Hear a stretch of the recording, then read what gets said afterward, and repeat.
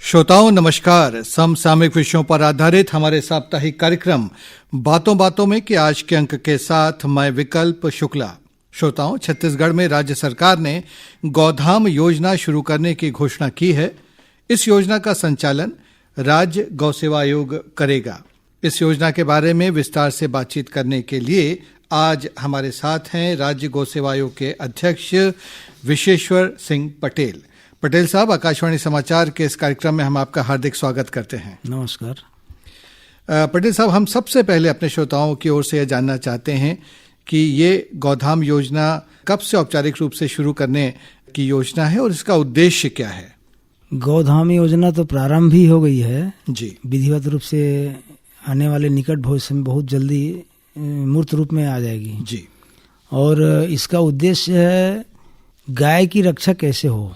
हम गाय को माता मानते हैं, गाओ विश्वस्य मातरः, गाय विश्व की माता है जी, ऐसा कहते हैं। और गाय पहले प्रमुख धन था, गोधन, गजधन, वाजधन और रतन धन खानी, ऐसा कहते हैं जी।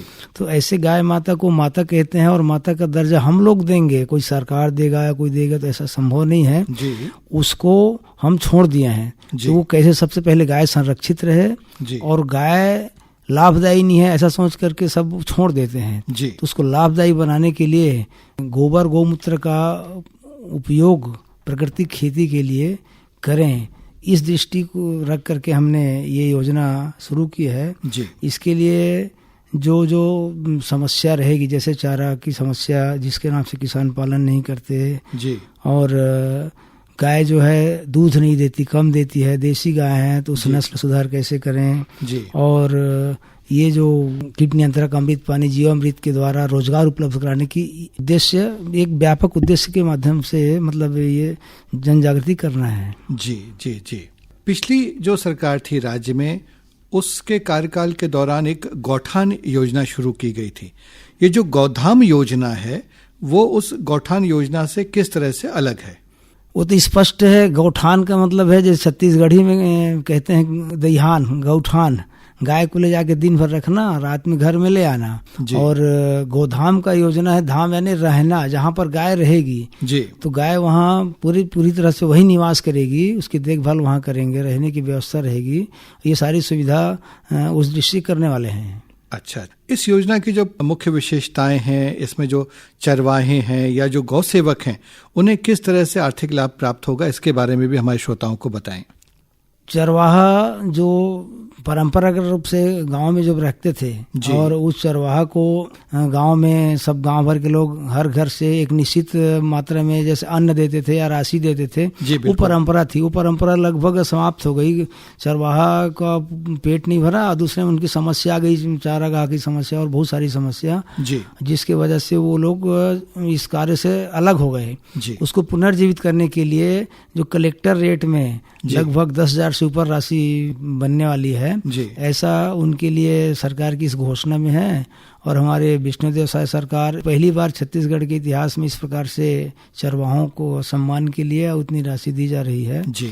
और चारागाह विकास के लिए जो गौ सेवक हैं जी, गौ सेवक का मतलब जो प्रशिक्षित हैं, 7 महीने 8 महीने का ट्रेनिंग लेकर के गाय की जो चिकित्सा करते हैं, एआई इत्यादि करते हैं जी, उनको इससे जोड़ा गया है। अच्छा। और उनको जो सीनियर मजदूर रहता है उस रेट में कलेक्टर दर रहता है 13,000 के आसपास, उससे ऊपर जो कुशल मजदूर के रेट में उनको मानदेय दिया जाएगा जी।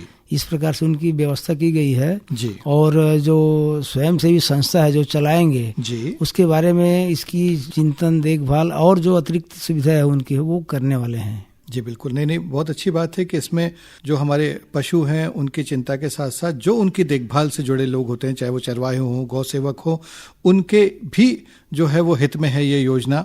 हम ये जानना चाहते हैं पटेल साहब कि जैसे अनेक बार प्रदेश में ऐसे पशु बरामद किए जाते हैं जिनकी अवैध तस्करी हो रही होती है, या फिर इसके अलावा सड़कों पर भी निराश्रित या जो घुमंतू पशु हैं वो कभी पाए जाते हैं।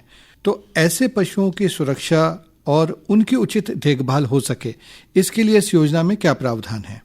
सबसे पहले तो मैं एक आपसे निवेदन करूंगा कि हम गाय को पशु नहीं कहते, जी, गोवंश ही कह रहे हैं, गाय बैल बछड़ा बछिया जी, और भैंस भैंसा जो है अलग है। मुख्य समस्या जो है गोवंश के ऊपर है। जी, तो ऐसे गोवंश को हम वहाँ संरक्षित करेंगे। जी, और सबसे पहली प्राथमिकता है जो सड़कों में घूम रही है जी, और एक्सीडेंट से मर रही है और कई प्रकार से लोग भी मर रहे हैं दुर्घटना से, जी, तो उसको सबसे पहले जो नेशनल हाईवे है, राष्ट्रीय राजमार्ग और राज्य मार्ग, स्टेट हाईवे, इसके पास वाले के जो गोठान हैं, जी, पूर्ववर्ती सरकार जो जहाँ सुविधा युक्त है, ऐसे सरकारी जमीन जहाँ पर उसके सेट की व्यवस्था है, बाढ़ है, पानी है और चारागाह के लिए जमीन है जी, और स्वयंसेवी संस्था भी तैयार हैं, और ऐसे स्थानों को चिन्हित किया गया है।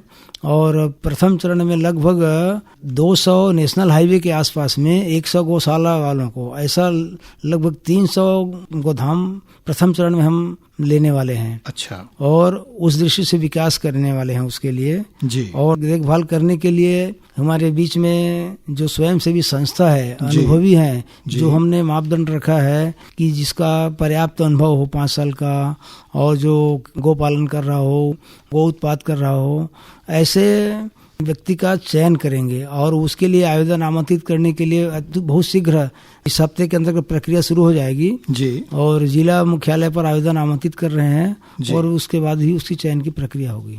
जी, आपने जैसा पटेल साहब बताया कि जो प्रारंभिक चरण है उसमें लगभग 300 गोधाम स्थापित किए जाने की योजना है, तो इसके लिए जो आवश्यक भूमि है उसका चयन कैसे किया जाएगा और इसकी प्रक्रिया क्या होगी, इसके बारे में हमें बताएं।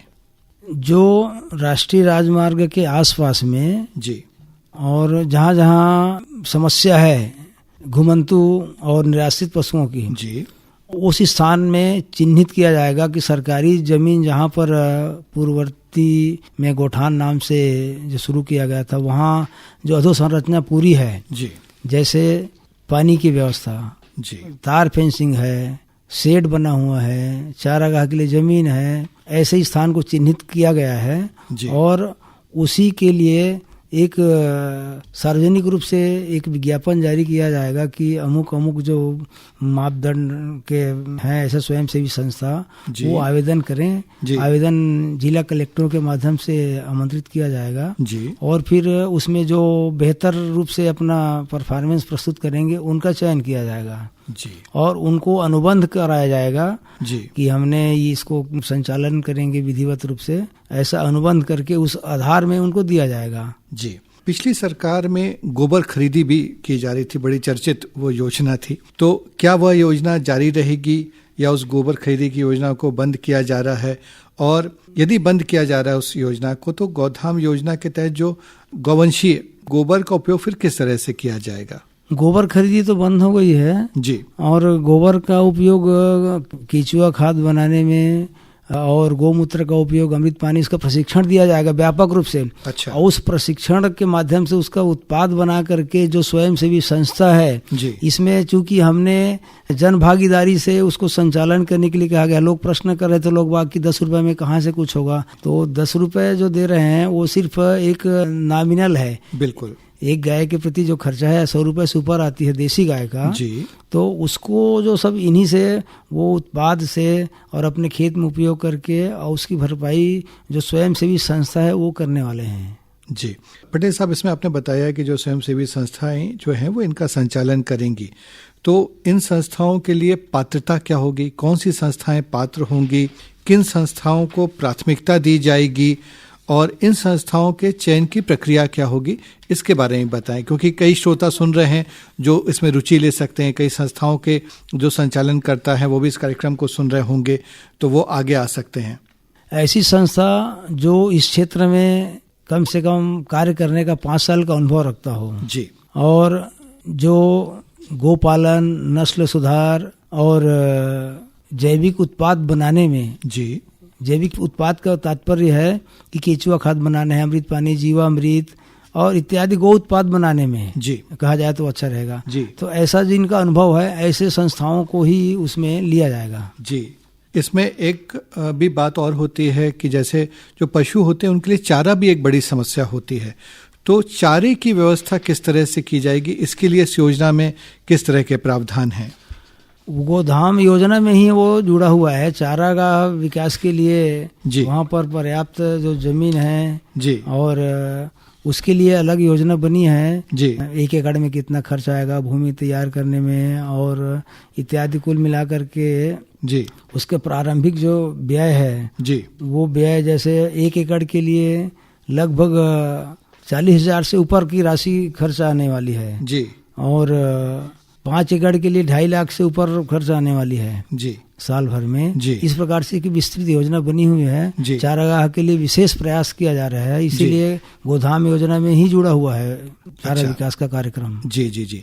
एक इसमें पहलू और भी है कि ये जो गोधाम होंगे जो अब स्थापित किए जाएंगे तो क्या उनको प्रशिक्षण केंद्र के रूप में, जैसा आपने कहा कि प्रशिक्षित गौसेवक होना चाहिए, तो क्या प्रशिक्षण केंद्र के रूप में और फिर जो पशुओं से जो भी है जैसे गौमूत्र है उनसे गोबर है, आपने बताया कि केंचुआ खाद उनसे भी बनती है, गौमूत्र से भी कई उत्पाद बनते हैं, तो क्या उन्हें बिक्री केंद्र के रूप में भी विकसित किया जाएगा आगे चलकर? हाँ, मैंने पहले ही कहा कि 2 बिंदु के लेकर के हमने शुरू किया है जी। एक गौ माता को संरक्षित करना जी। और गोबर गौमूत्र का बेहतर उपयोग करने के लिए प्रशिक्षण केंद्र के रूप में उपयोग करना। प्रशिक्षण देंगे क्योंकि गाय जो है लाभकारी हो, गोवंश बिल्कुल लाभकारी होगा तभी किसान रखेंगे जी। और रख करके जो आज धरती जो है बंजर हो रही है, विषाक्त हो गई है, उससे विषाक्त अन्न पैदा हो रहे हैं, उस विषाक्त अन्न से मुक्ति पाना और उसके दुष्परिणाम सामने समाज में आ रही है। एक कैंसर हो रहा है, टीबी हो है, अस्थमा हो रहा है, दमा हो रहा है, ये सारी बीमारियों का जड़ रासायनिक खाद और कीट नियंत्रक का प्रयोग से है। उससे मुक्ति पाना है तो गोबर गौमूत्र आधारित जैविक खेती, प्राकृतिक खेती करना पड़ेगा। इसके लिए व्यापक प्रशिक्षण जन आंदोलन के रूप में हम करने वाले हैं। तो उसमें प्रशिक्षण केंद्र के रूप में हम इनको ही विकसित करने वाले हैं। प्रथम चरण में अभी बहुत कम मात्रा में हो रहा है, जैसे इनका फीडबैक लेकर के और व्यापक रूप से और हर मंडल स्तर तक, मंडल कहने का मतलब है 2-3-4 गांव के बीच में संकुल केंद्र बना करके इसी स्तर तक के जाने वाले हैं प्रशिक्षण और गोधाम के लिए। जी पटेल साहब, आपने बहुत महत्वपूर्ण जानकारी दी इस योजना के बारे में और हमारी ओर से पूरी शुभकामनाएं सफल साबित हो और पशुओं के साथ साथ जो चरवाहे हैं, जो गौ सेवक हैं, उनको भी इससे बहुत लाभ प्राप्त हो, ये हमारी कामना है। हम आपका हार्दिक आभार व्यक्त करते हैं। धन्यवाद आपको, नमस्कार, और जो सुनने वाले हैं उनको भी नमस्कार, सादर प्रणाम। बोले गौ माता की जय। तो श्रोताओं, ये था हमारा समसामयिक विषय का कार्यक्रम इस हफ्ते का। अगले हफ्ते एक नए विषय के साथ हम फिर हाजिर होंगे। अब हम आपसे विदा लेते हैं। नमस्कार।